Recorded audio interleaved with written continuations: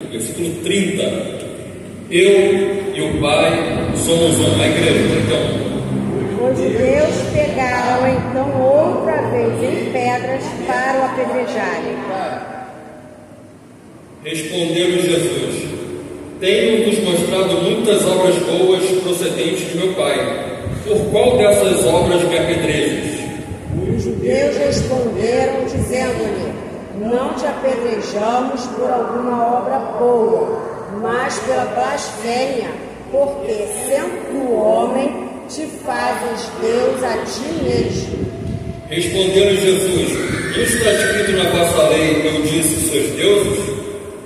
Pois, se a lei chamou deuses aquele a quem a palavra de Deus foi dirigida e a escrita, não pode ser anulada. Aquele a quem o Pai santificou e enviou ao mundo, vós dizes: blasfemas porque disse, sou filho de Deus? Se não faço as obras de meu Pai, não me acrediteis. Todos o 38. Mas se as faço e não credes em mim, crede nas obras, para que conheçais e acrediteis que o Pai está em mim e eu nele. Vamos acompanhar a lição, introdução. Essa porção bíblica do Evangelho de João é uma das contundentes em mostrar que o Filho é igual ao Pai. Afirmar que Jesus é o Filho de Deus, mas não o próprio Deus, é uma contradição em si mesmo. O embate de Jesus com os religiosos do Templo de Jerusalém revela essa verdade. É isso que a presente lição pretende mostrar e explicar com sólidos fundamentos escriturísticos. A palavra-chave dessa lição vai ser a palavra unidade. Amém, irmãos? Unidade. Unidade entre quem? Entre a igreja e o Senhor? Entre o marido e a esposa? Entre o pai e o filho? Essa unidade de quem? Muito bem, irmão.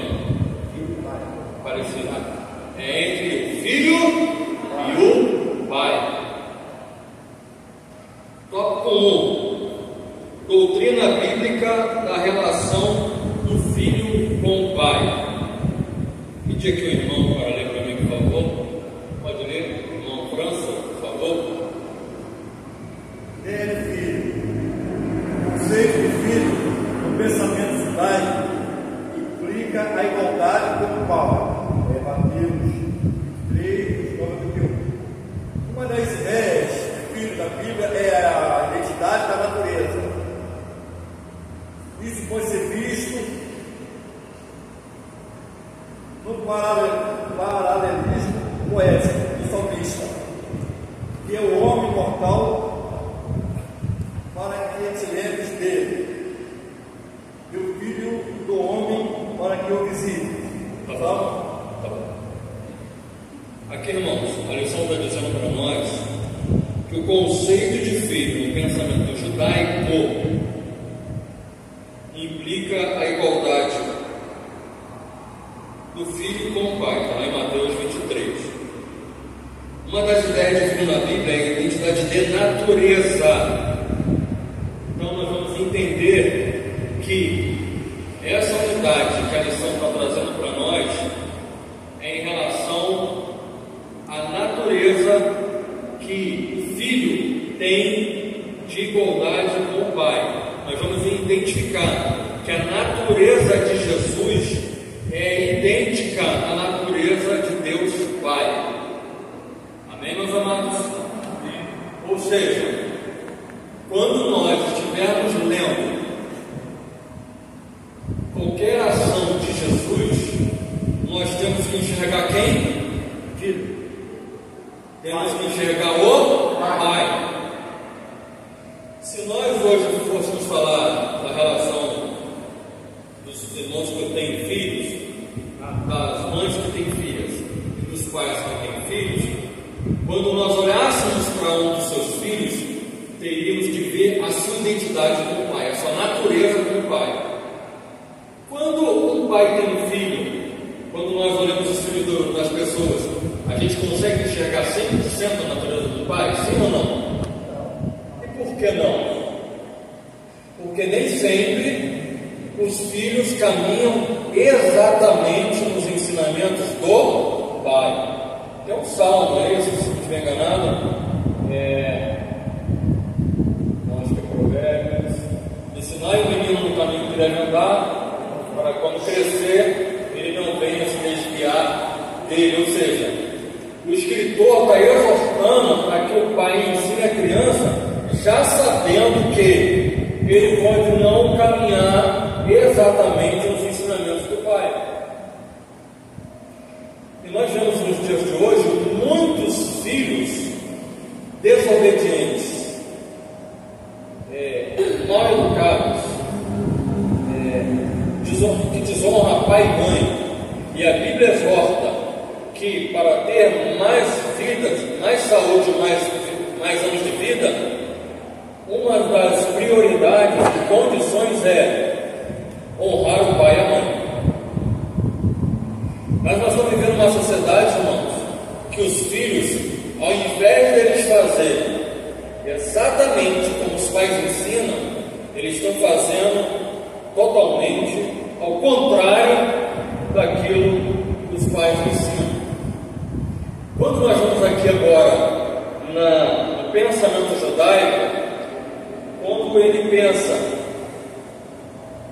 no filho, ele já entende que tem a mesma natureza que o pai. Uma das situações, inclusive, geralmente os homens, meninos judeus, tinham um nome idêntico ao nome do pai. O nome do pai, André. O nome do filho vai ser André. O nome do pai, João. O nome do filho vai ser João. Isso já é uma cultura judaica.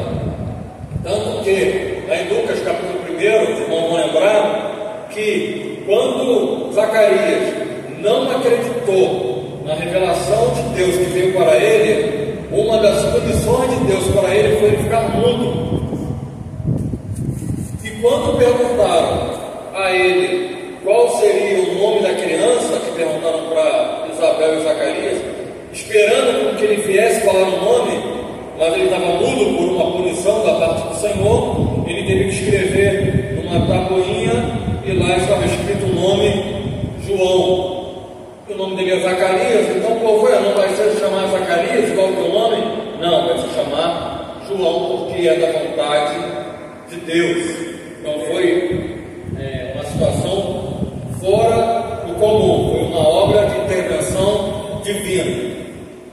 Voltando para a lição, quando nós olharmos todos os textos bíblicos que nós estivermos estudando sobre Jesus, toda vez que os irmãos forem lá ler os evangelhos, Mateus, Marcos, Lucas e João, que os irmãos verem alguma ação de Jesus, alguma palavra de Jesus, algum ensinamento de Jesus, nós temos que identificar a natureza de Deus, a natureza do Pai. Tudo bem até aqui? Amém? Alguma pergunta? Alguma dúvida? Alguma colocação? Não, França, não quer comentar? Muito bem.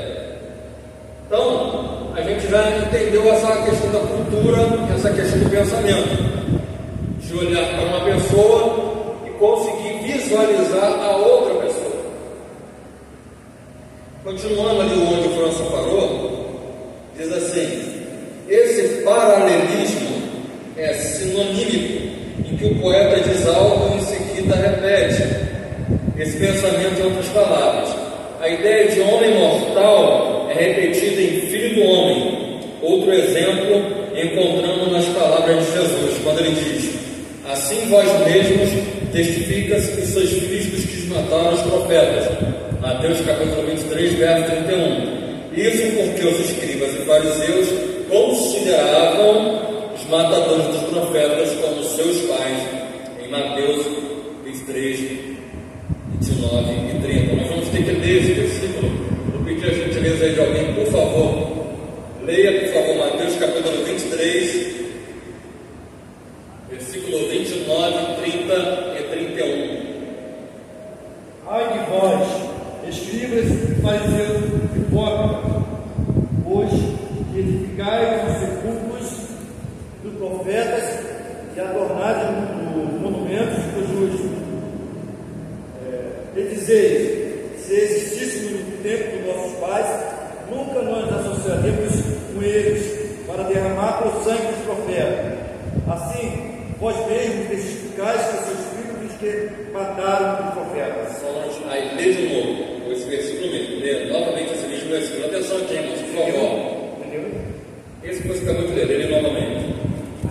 Assim, vós mesmos testificais que sois filhos dos que mataram os profetas. Isso, assim vós testificais que mataram, vós sois aqueles que mataram os filhos dos profetas. Aí, segue. Serpentes, raça de víboras, como escapareis da condenação do inferno?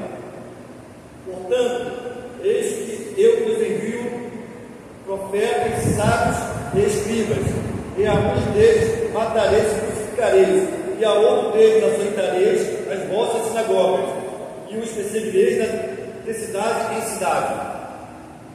Tá bom, você já é o 32, 33? 34. Não, eu queria que você lesse novamente aquele que fala dos filhos dos profetas.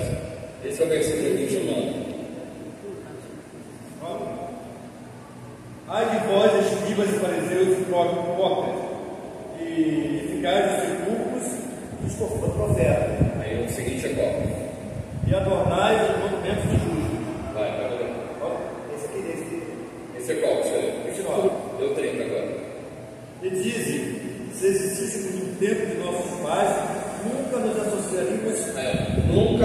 associaríamos com eles para derramar o sangue dos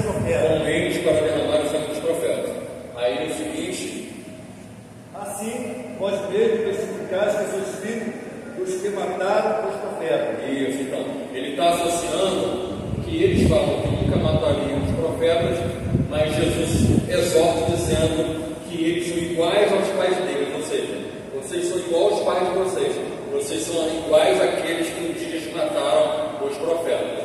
Ou seja, Deus enviava os profetas para exortar o povo, mas lá no passado mataram os profetas.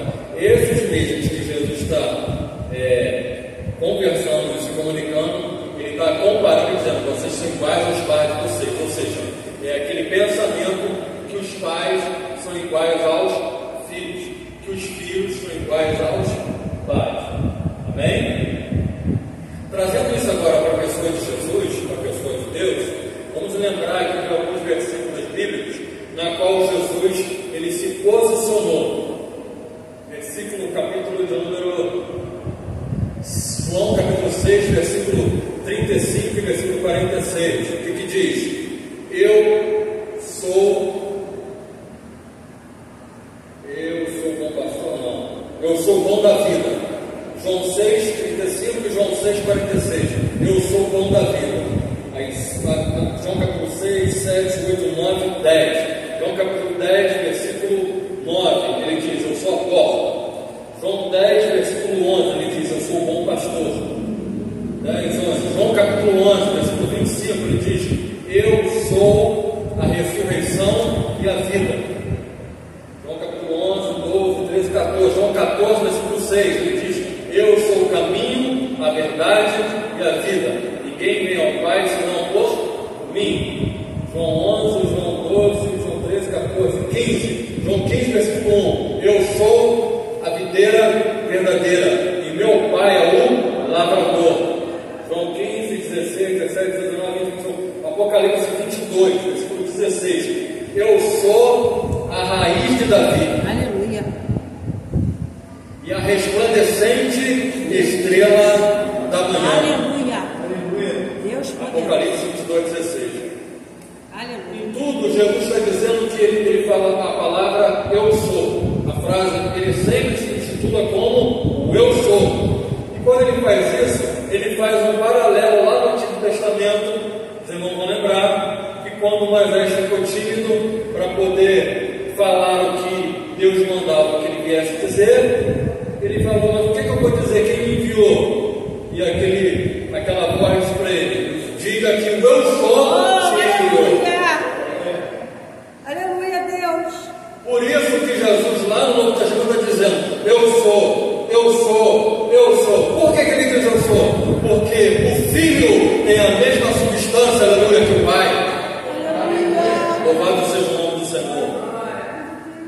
Jesus, irmãos, ele é Deus em ser humano, em forma humana. Toda vez que os irmãos leem a Bíblia e que vê Jesus falando, Jesus andando, Jesus curando, é o próprio Deus. João capítulo 10, verso 30, ele diz: eu e o Pai somos um.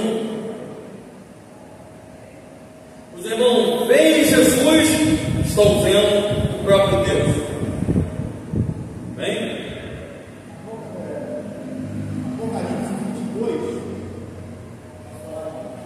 Apocalipse 22, 13. Eu sou o Alfa e o Ômega, o princípio e o fim, o primeiro e o derradeiro. Maravilha. No Apocalipse 22, versículo 13, no 14 ele diz: bem-aventurados aqueles que lavaram suas vestiduras no sangue do Cordeiro. Aleluia. Apocalipse 22, 14. Quantos aqui, irmãos, já lavaram suas vestes no sangue? Levanta a mão. Levanta a mão. Bem-aventurados aqueles que lavaram suas vestes no sangue do Cordeiro. Vamos seguir. Onde que eu parei? Assim. Tópico 2 agora. O significado teológico indica igualdade de natureza, ou seja, mesma substância. Toda vez que nós olhamos Jesus conversando com Nicodemo, quando nós vemos Jesus conversando com os discípulos, quando nós vemos Jesus, quando ele cuspiu na areia, fez lodo e passou nos olhos do céu, ali é Jesus homem, mas ao mesmo tempo nós estamos vendo a pessoa de Deus, porque tem a mesma substância, a mesma essência, a mesma natureza. Os discípulos, quando estavam andando, comendo, caminhando, evangelizando com Jesus, eles estavam caminhando com o próprio Deus. Foi uma geração privilegiada, uma geração bem-aventurada. Eles conheceram a Deus em pessoa, irmãos. O Evangelho de João diz lá no final, capítulo 21, se não estou enganado, que o apóstolo João, e na roda dos discípulos, Judas, Pedro, Tiago, Filipe, todo mundo rodeado com Jesus, conversando ali, ceando, conversando, João reclinando a cabeça no peito de Jesus. Ou seja, ele reclinava a cabeça no peito do próprio Deus. Isso é linguagem figurada, porque literalmente ele era Jesus homem, mas nós estamos entendendo uma lição que tem a mesma natureza, o mesmo pensamento. Lembra na lição da aula retrasada? Quando nós vemos Jesus, nós vemos o Pai, nós vemos o Espírito Santo. Não há contradição entre as pessoas. Não há um pensamento que o Pai pensa algo que Jesus fala, eu não concordo. O Espírito Santo não vai falar algo, o Pai vai falar, não, estou em dúvida. E Jesus vai falar, calma aí, gente, calma aí, vamos decidir. Não, não existe isso. Quando o Pai fala, o Filho confirma, o Espírito Santo também é assim embaixo. É assim. Vai falar. Eu creio, né?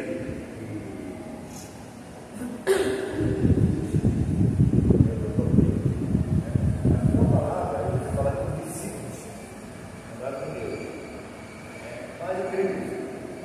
Uma palavra para passar e para que ninguém viu a Deus. Porque se vê Deus, ele pode. É ele.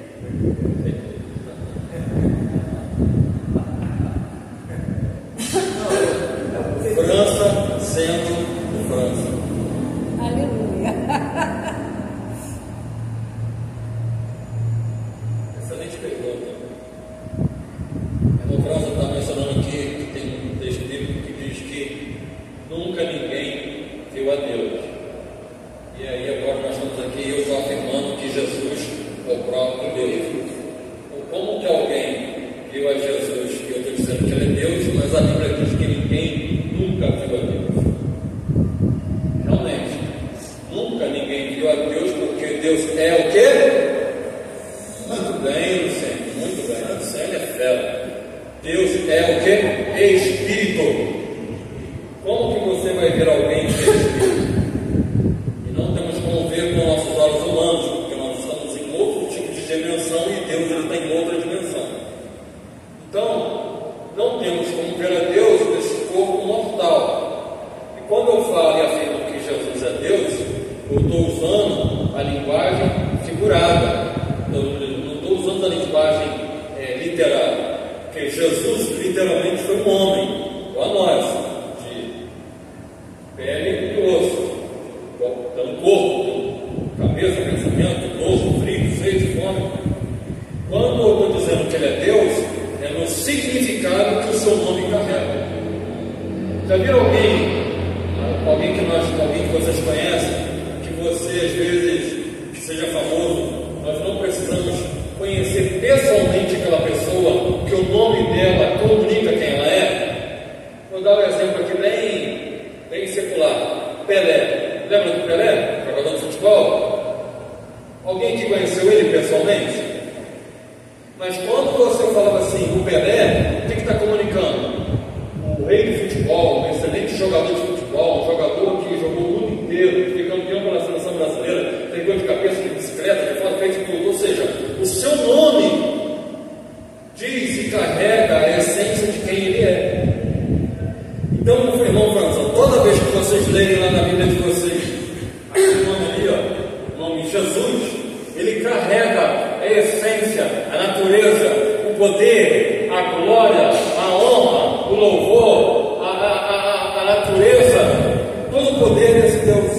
Quando nós vemos Jesus, quando nós vemos Jesus, nós vemos a Deus. Aleluia.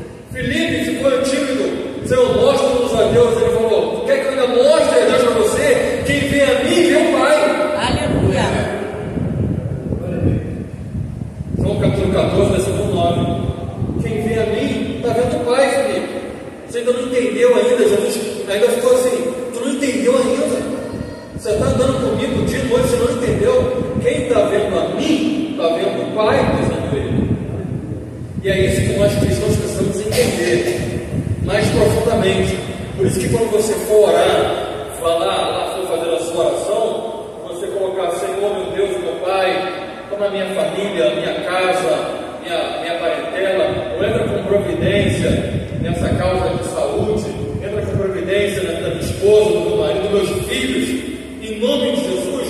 Você está apresentando para Ele que você está validando para Deus que você confia nele. É como se fosse um carimbo validando o documento. Você fez a oração, orou, no final você falou: em nome de Jesus. Você está validando. Deus, é no nome do teu filho que tem a tua mesma essência que vê o mundo. É isso. Deu para entender, meu filho? Continuando, é o que acontece com Jesus. A lição indica igualdade de natureza, ou seja, a mesma substância. É o que acontece com Jesus. Ele é chamado Filho de Deus no Novo Testamento. Por quê? Por quê? Porque Ele é Deus. Ele é Deus. Que trouxe canetinha, sublinha essa parte da lição. Porque Ele é Deus e veio de Deus. Jesus não foi obra humana. Jesus não foi um projeto de um marido com a sua esposa que sonharam, que oraram, pedindo a Deus, e quando nós tivemos um filho, vamos colocar o nome dele de Jesus. Não, ele é vindo de Deus, ele proveio de Deus, ele é o próprio Deus. Aleluia. Continuando, Jesus mesmo disse aí na lição: eu saí e vim de Deus. João 8,42. Saí do Pai e vim ao mundo. Outra vez, deixo o mundo e vou para o Pai. Aleluia. Louvado seja o nome do Senhor. Ele veio do céu, cumpriu o seu propósito, a obra, e voltou para o céu novamente, porque ele não era daqui. Quando Jesus declarou: meu Pai trabalha até agora e eu trabalho também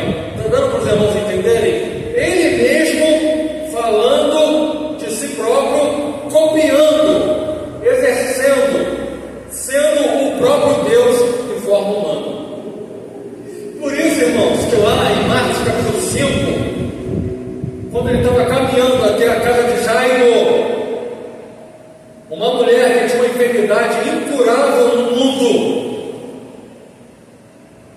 quando ela tocou apenas no tecido ele tocou, ela tocou. Na mesma hora ele falou: quem tocou em mim? Os discípulos cercaram ele na hora. De repente, preocupados, ele estava tendo algum problema psicológico, porque mais de 100 pessoas empurrando e tocando nele. Como é que ele pergunta: alguém me tocou?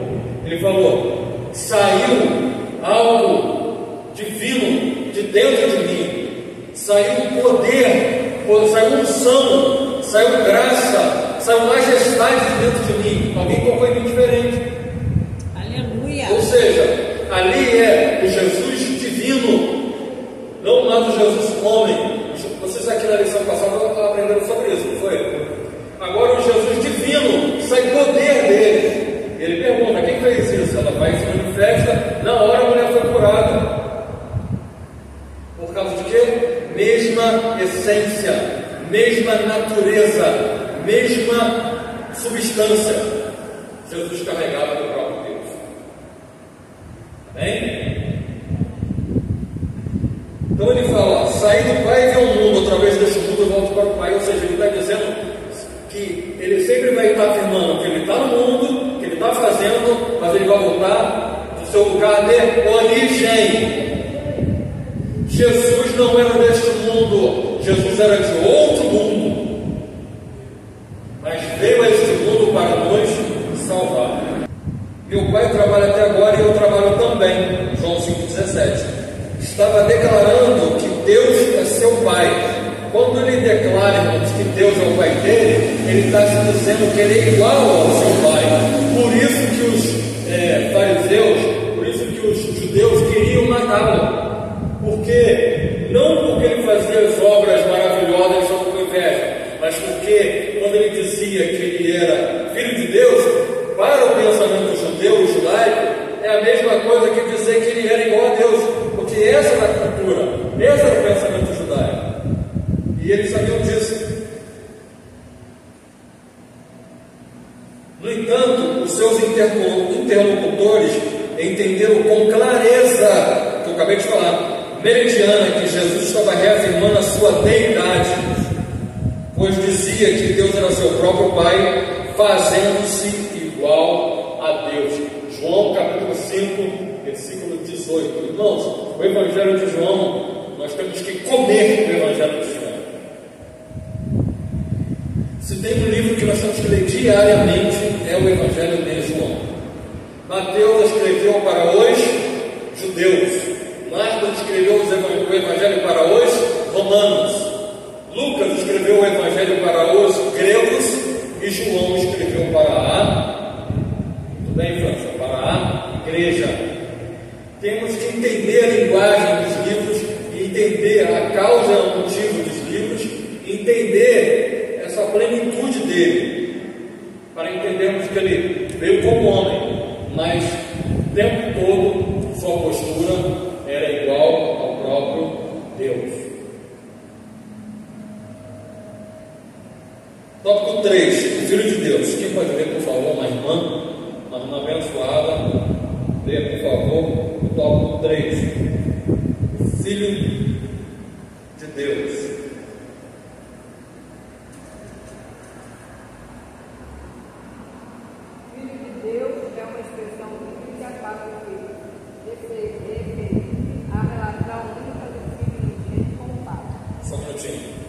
Olha, irmãos, Filho de Deus é uma expressão única, que ele quer dizer que ele é o Filho unigênito do Pai. Pode ler.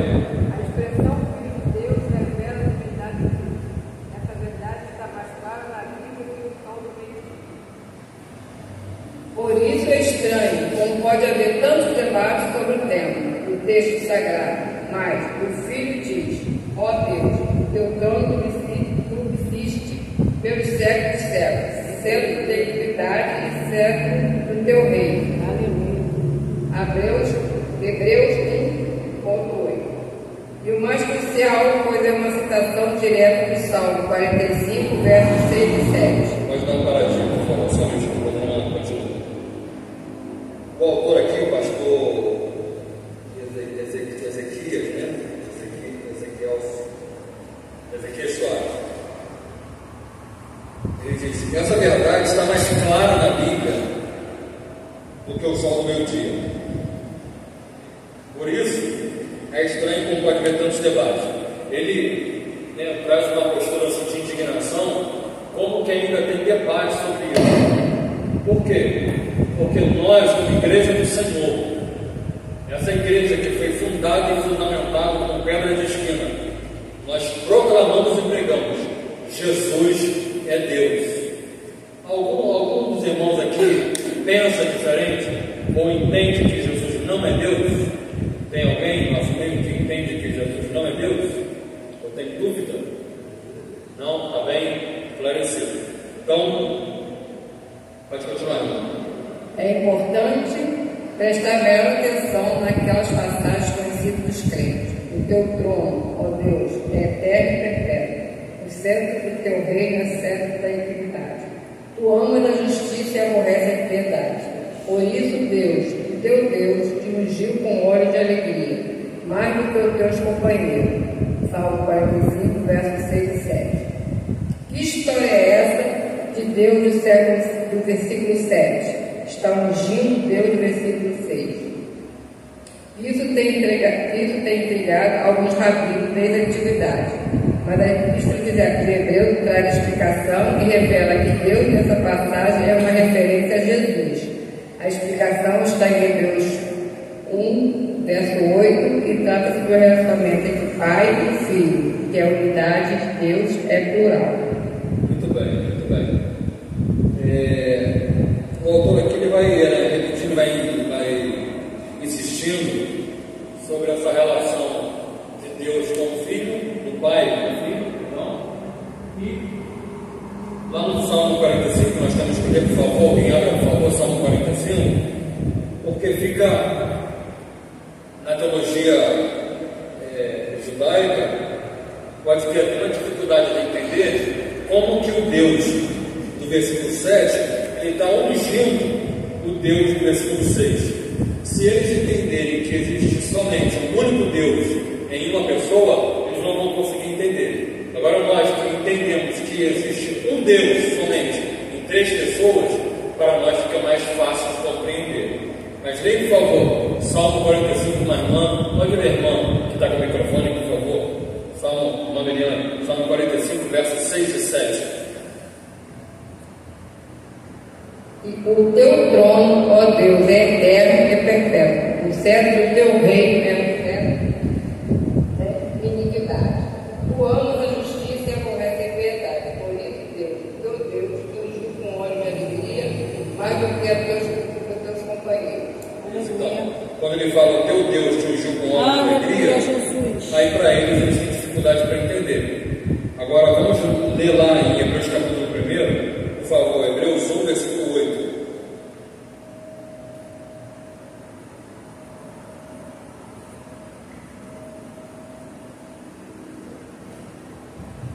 Quem achou pode ler.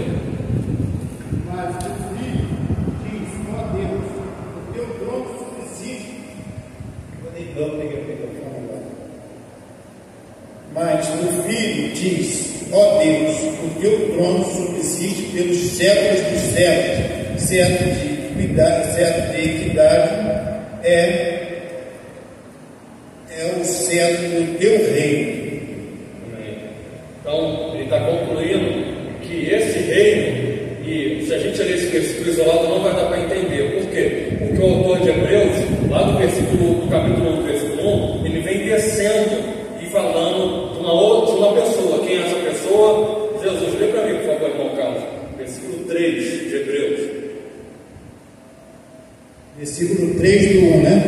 Diz assim: o qual, sendo resplendor da sua glória, ele está dizendo que ele é o resplendor da sua glória. é a expressa imagem da sua pessoa, A expressa imagem da sua pessoa, sustentando todas as coisas pela palavra do seu poder. havendo feito por si mesmo a purificação dos nossos pecados, assentou-se à destra da majestade nas alturas. Então, Jesus se assentou na majestade. Assentou-se à destra da majestade. A destra da majestade, você está ao lado da majestade, à direita da majestade. Pode continuar. Glória a Deus. Feito tanto mais excelente do que os anjos, quando herdou mais excelente nome do que eles. E dos seus anjos, e dos seus ministros faz anjo, e dos seus ministros labareda de fogo, não é isso? Em seguida. Porque qual os anjos disse: jamais tu és meu filho, hoje te gerei. Outra vez eu, e serei o pai, e ele será o filho.